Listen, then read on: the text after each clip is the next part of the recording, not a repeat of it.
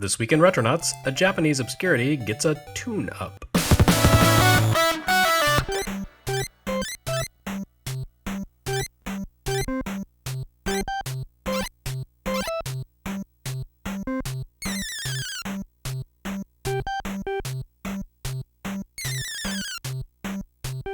Of all the Japanese game platforms never to make their way to America, the Famicom disk system hurts the most. Sure, in the most technical sense, the FDS was an expansion rather than a standalone console, but what other expansion ever saw more than 200 games released for it in the course of its life? Yeah, Americans, and even our poor, beleaguered European counterparts ended up playing quite a few games that debuted on the disk system in Japan, but in every case, the localized version we received suffered some sort of compromise. The disk system added three major features to the stock NES and Famicom hardware. The discs offered more storage capacity than NES cartridges at the time. Secondly, they were rewritable, allowing for players to save data to the discs. And finally, the FDS hardware itself added an additional sound channel to the console's audio capabilities. By the time the disk system games began making their way to the West, the first two factors had sorted themselves out. ROM cartridges grew in capacity, and thanks to the revolution offered by bank switching, even began to offer more storage space than the diskettes could. As for rewritability, the advent of passwords allowed for the saving of simple progress, while batteries let players record their achievements in more complex games with minimal fuss. The arrival of The Legend of Zelda in the US in 1987 made the disk system essentially unnecessary. That golden cartridge was just as capacious as the Japanese diskette, and thanks to its curiously durable battery, many original copies still hold save data after 30 years. The one missing factor in FDS to NES conversions was sound. Nintendo dropped the Famicom's audio expansion capabilities for its exported models, meaning that the extra sound channel provided by the disk system and advanced Japanese mapper chips like Konami's VRC-6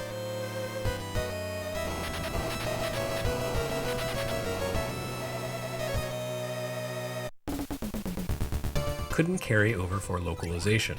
So while we eventually received games like Zelda 2: The Adventure of Link,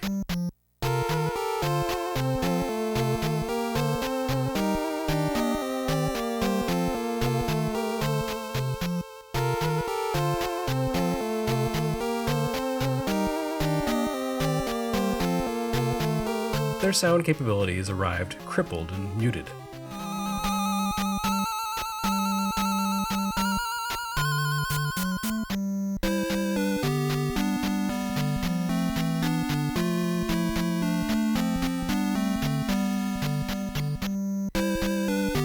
But it wasn't that big a deal in the grand scheme of things. A little disappointing for audiophiles, perhaps, but ultimately not a game breaker. Except, that is, in the rare cases where developers built their game specifically around the disk system's advanced audio capabilities. Such is the case with Otocky, which is pretty definitively the coolest disk system game that never came to the US.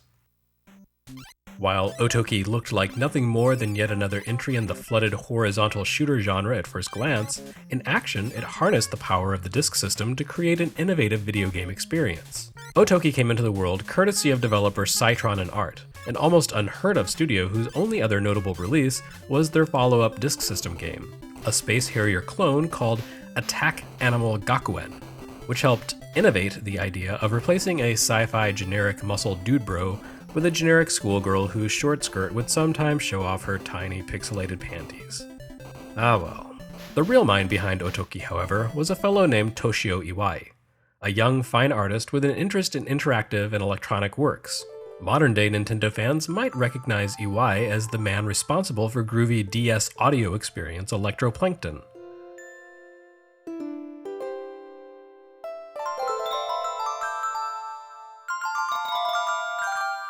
Otocky was his first published project. If Electroplankton represents a game perfectly suited to the DS's audience, a non-competitive, non-challenging, toy-like interactive experience, Otocky represents the same fundamental interest in interactive music creation distilled for the Famicom's audience. It's a side-scrolling shooter, and a fairly unforgiving one at that. Unlike most shooters, however, the player's vessel in Otocky doesn't have a gun by default. Instead, the little ship tosses colored orbs, which fly out and boomerang back.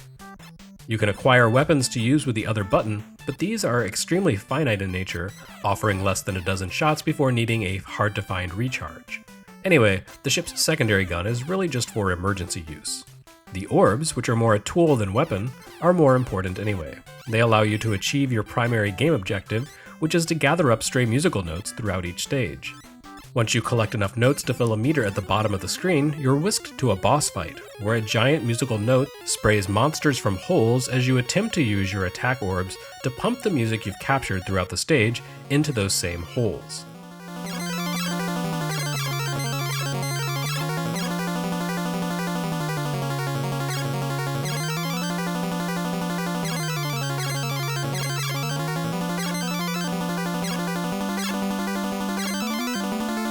Musical iconography factors heavily into Otocky, but this isn't some superficial visual style. Music sits at the very heart of the game, both driving and accompanying its action. See, when you fire off an orb, it emits a different musical tone depending on the direction you shoot it.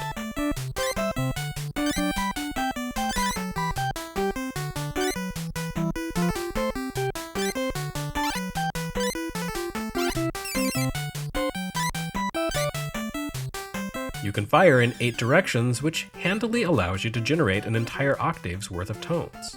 Cleverly, the tones you create are constrained by the game to the underlying beat.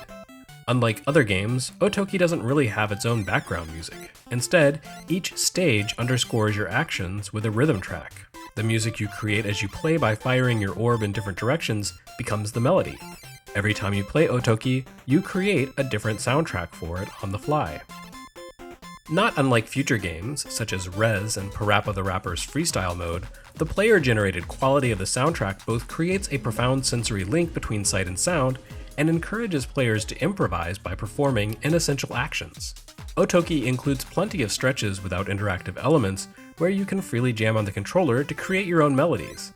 Not coincidentally, these portions of the game often play out against long, parallel, horizontal background lines that essentially depict musical staffs.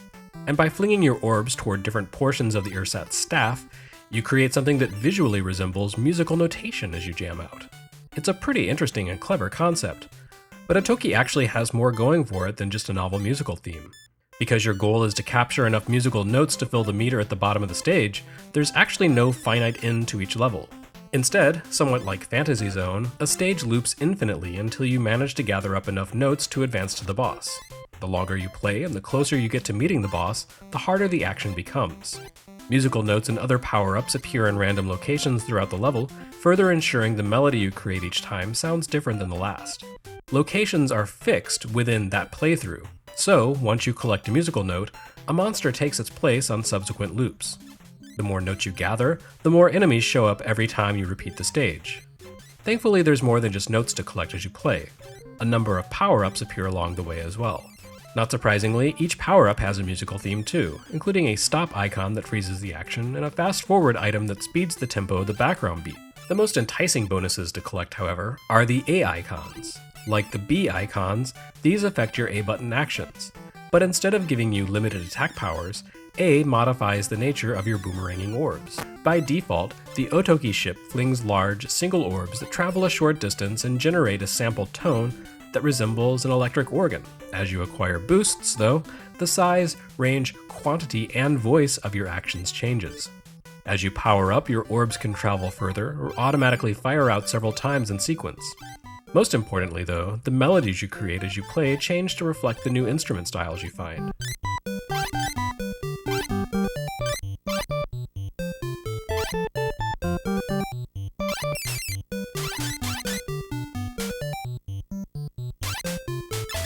Cycling through electric piano, guitar, brass, oboes, rhythm instruments, and more. All in all, Otocky is one of the most original and inventive games ever to appear on Famicom Disk System, and given its emphasis on sampled music, it obviously never made its way to the US, which is a shame because its reliance on music and lack of in-game text gives it universal appeal with almost zero localization effort required. On the other hand, that does mean you can easily import it and jump right in without a translation guide, provided you have the means to play disk system games, of course. You could emulate it, I suppose, but then you miss out on the whirring sounds of the disk system as it spins to life, a marvelously physical accompaniment to its virtual ensemble performance. making this possibly the closest any video game will ever come to offering the tangible, analog sensation of listening to an LP on a dusty old turntable. Plus, if you don't pick up the physical retail edition of the game, you miss out on its intrinsically Japanese personality.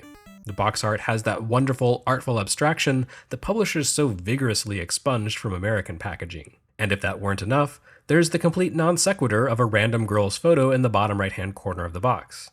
As was the trend in the late 80s with video games, Otocky boasted the random, pointless endorsement of a Japanese idol, Natsuki Ozawa. The whole Japanese pop idol system is far too bizarre to get into, but Ozawa's life reads like a textbook example. She suddenly appeared from nowhere, showed up in films, music, and video games in 1987 at age 15. 2 years later, she was practically unheard of again. 10 years after that, she began the inevitable second phase of her career, appearing in erotic films and straight-up pornography. So in other words, Otocky was wholly unique and, at the same time, wholly typical of its platform and era. A perfect encapsulation of what made the Famicom disk system so interesting, really, and a charming gem that deserves to be discovered by game and music fans around the world.